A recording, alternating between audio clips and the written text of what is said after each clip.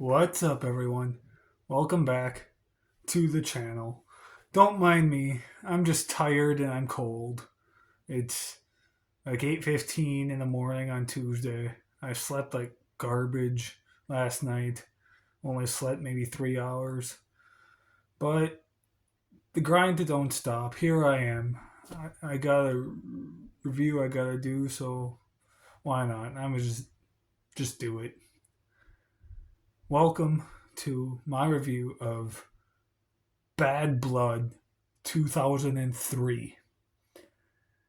We're in the middle of these Bad Blood reviews. Last week, 24/7 did In Your House Bad Blood 97.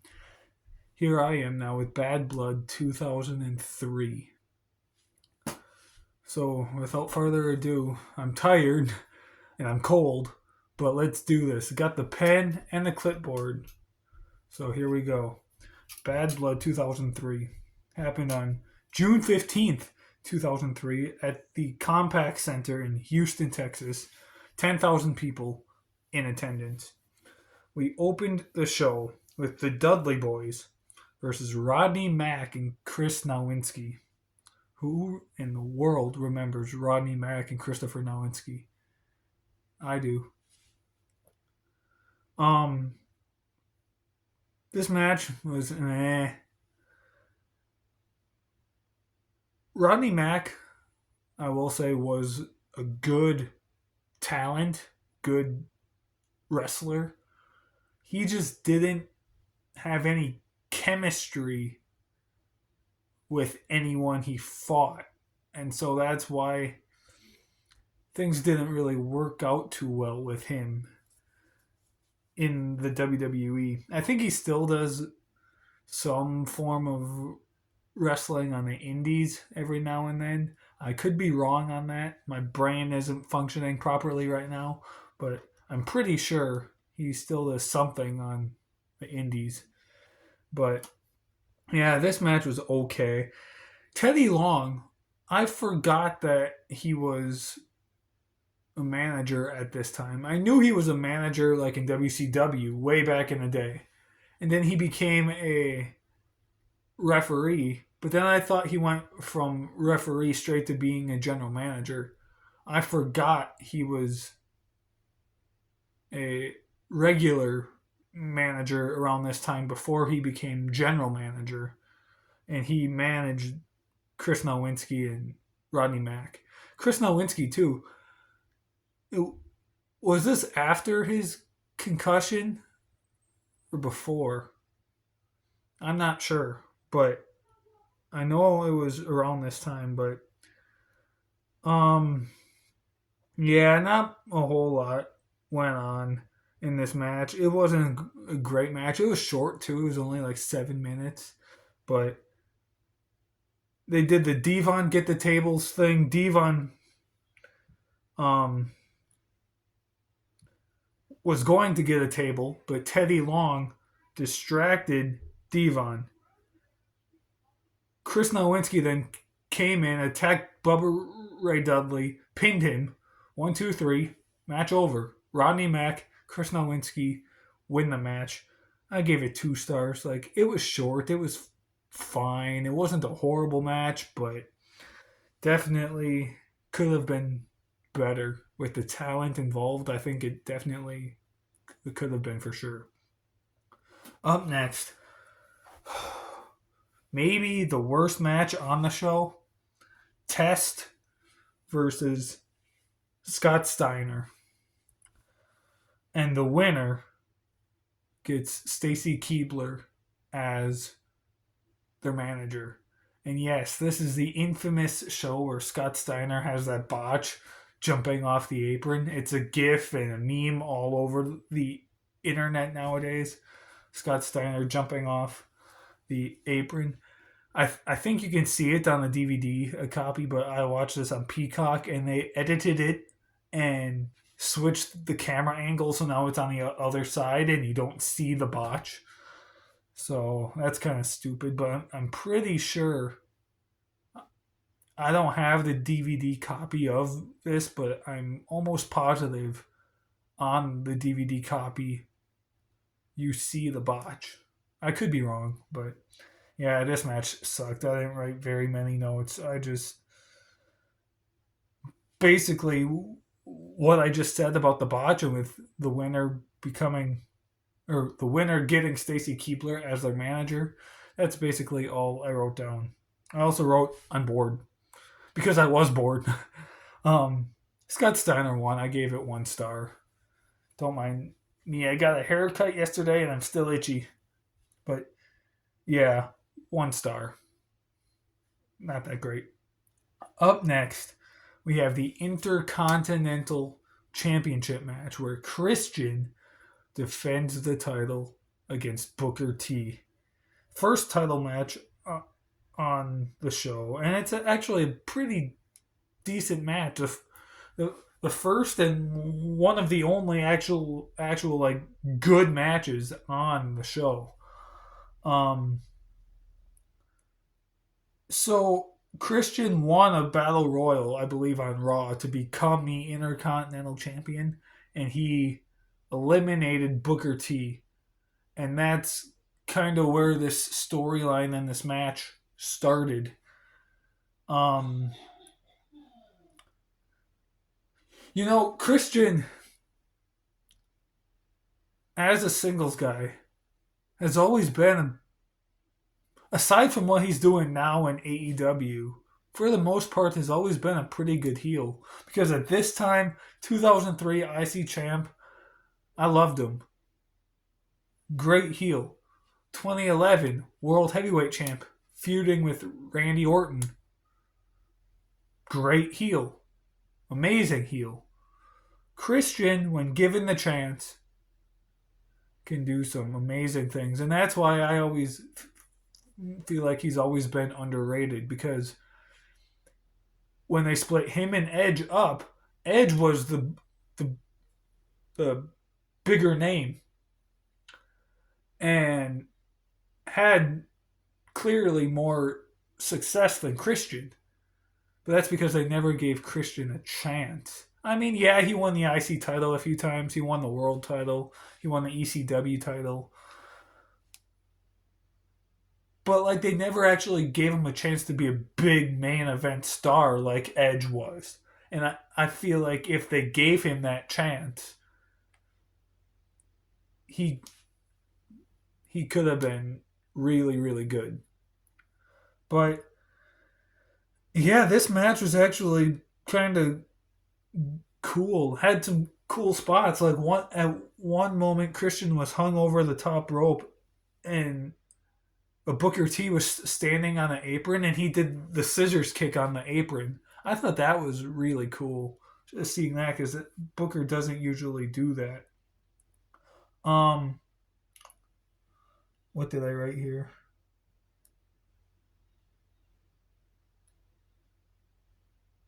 Oh yeah. Okay. So at one point, then Christian tries to leave with the belt because he knows, okay, if I leave and get counted out, that's fine.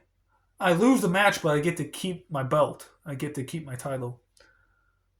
The referee starts counting. Christian's at the top of the ramp. And the referee grabs a microphone and says, Christian, if you don't get in here, you will lose your belt by forfeit. Or you will lose your title. And so the ref starts counting. Christian runs back down, gets in the ring, but then leaves again. Christian and Booker then are running laps around the ring. They get back in the ring. The referee is distracted with something. Christian then hits Booker with the belt, pins Booker. One. Oh no. No. I had that wrong. I'm sorry. Christian hits Booker with the belt, but the ref saw it and disqualified Christian, causing Booker T to win the match. I apologize. I am tired. And I just spit everywhere. I'm tired. I apologize. So yeah, Booker T won by disqualification. But and I typically don't like DQ finishes, but this was the best match on the show so far. I gave it 3 stars. I actually kind of enjoyed it. It wasn't that long either. It was maybe 9-10 minutes, I believe. So it wasn't that long, but I enjoyed what we got. I liked it. One of the very few things on the show I did like. 2003 was just a bad year. Other than Triple H, which I know a lot of people don't like either, 2003 just, in a way, kind of sucked the whole year.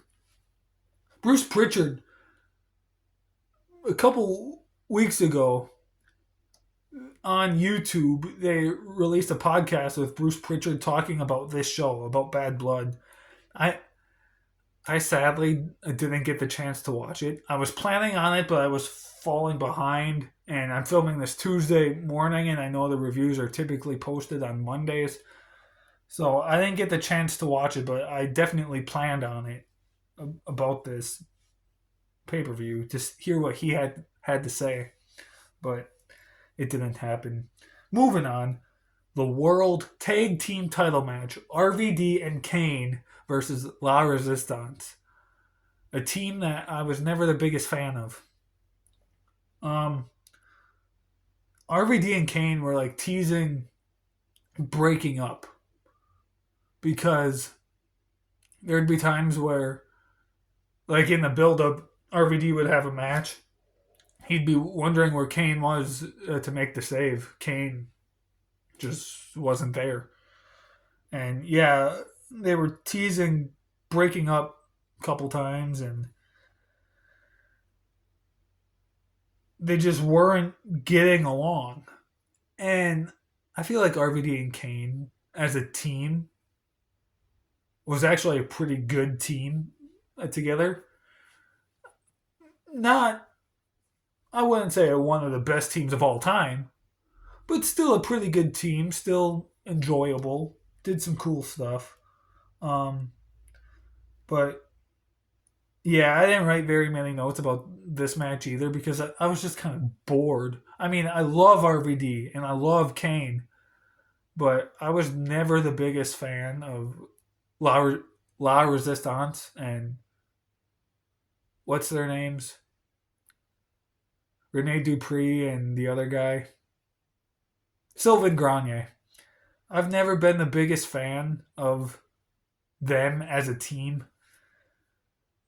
And so that right there, I knew going in I wasn't going to enjoy it. And then I watched the match and I was right. I didn't enjoy it so much.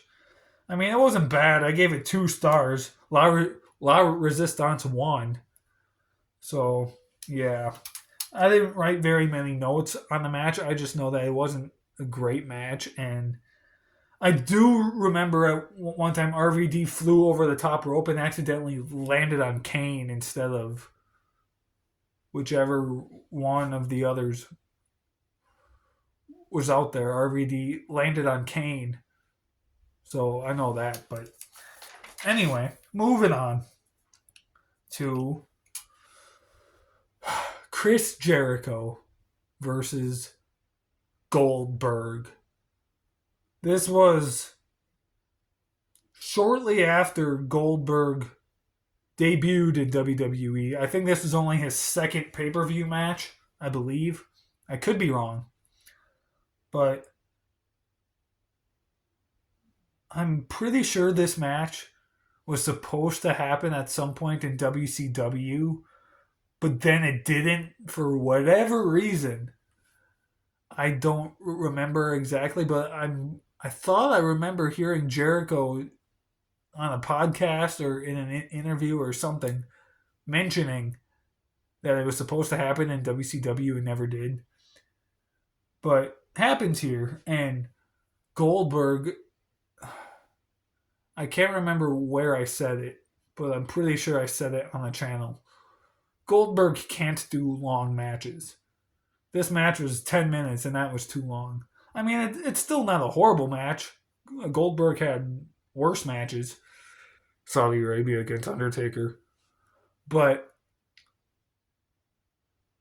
Goldberg is only good like in those short 90-second to 2-minute dominant performances where he just squashes his opponent in a very short amount of time. That's where Goldberg excels. These long 10, 12-minute matches, just not. He can't do those. And luckily, he was with Chris Jericho, a guy that can work with pretty much anybody. So Jericho kind of, in a way, saved this match. So it's not horrible. It's not the worst match I've ever seen. It's not the worst match on the card either.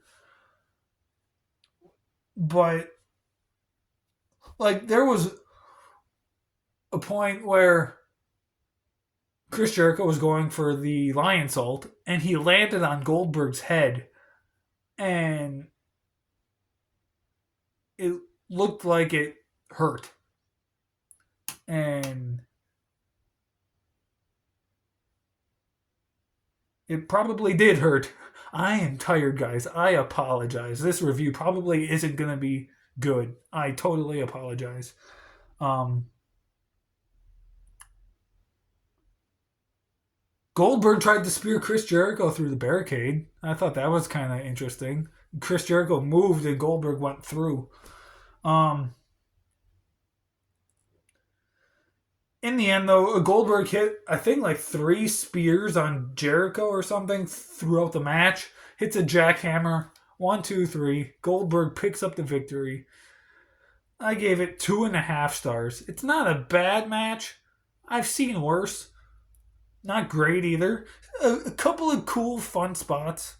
But, yeah, Goldberg wins. Let me mention, too, I was going to mention this at the beginning. There was a redneck triathlon on this show, too, between Stone Cold Steve Austin and Eric Bischoff. I watched the first segment, the burping contest, and I'm like, this is stupid. And I didn't even watch the pie eating one, and I saw the tail end of the singing contest. I saw where Stone Cold threw Eric Bischoff in the hog pen. That was stupid. I just skipped over those other two. The burping one, you could clearly tell that the burps were edited in afterwards. So, stupid.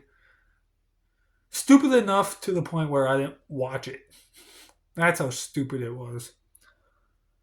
Moving on. Ric Flair versus Shawn Michaels. This was the best match on the show. Now, it's nothing like their WrestleMania 24 match. That match is clearly by far a lot better.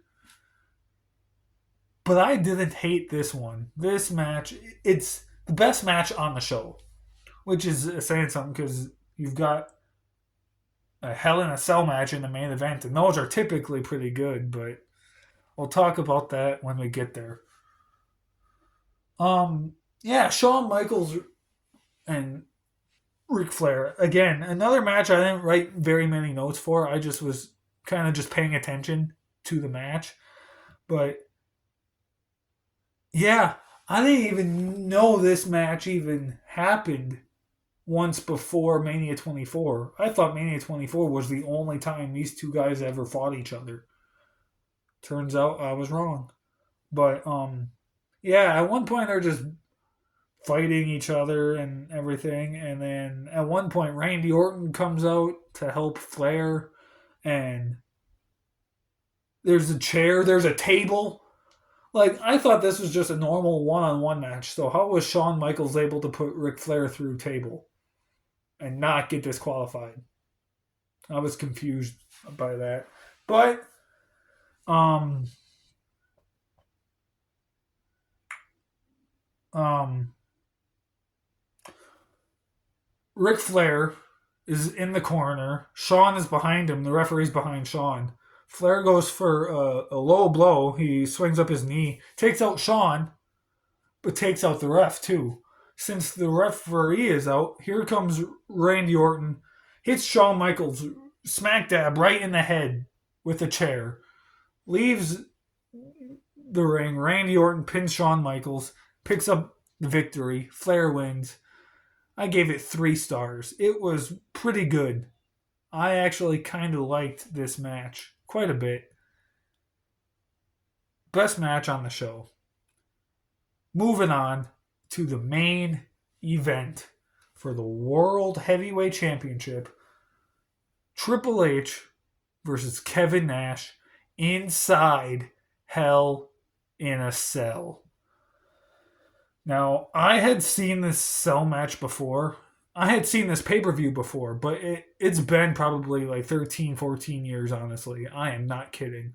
Last time I saw it, I was maybe 12 or 13 years old. I'm going to be 27 in like 3 weeks. So it had been years since I had seen this match. And I will say this, it's not great.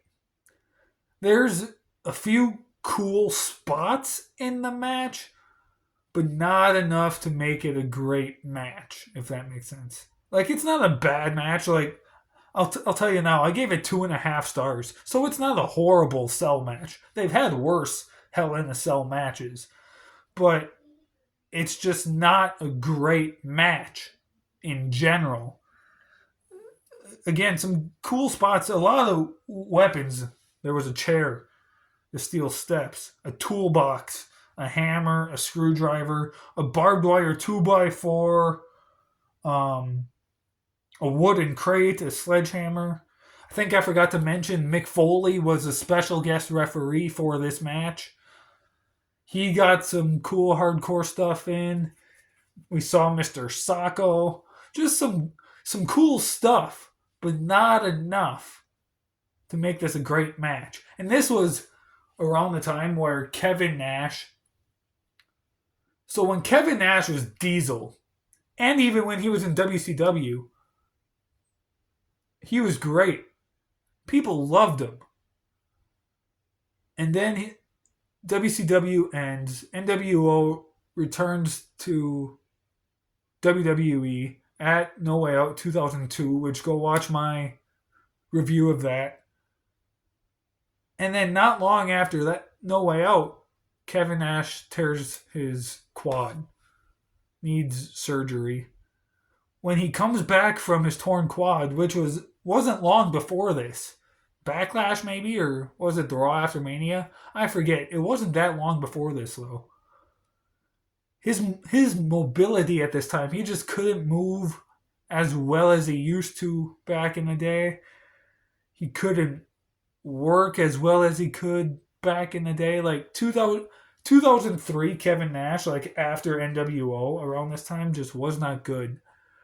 And I don't think he lasted very much longer after this. I think he was either like considering retiring, or eventually he went to TNA not too long later, but he didn't stick around much longer after this.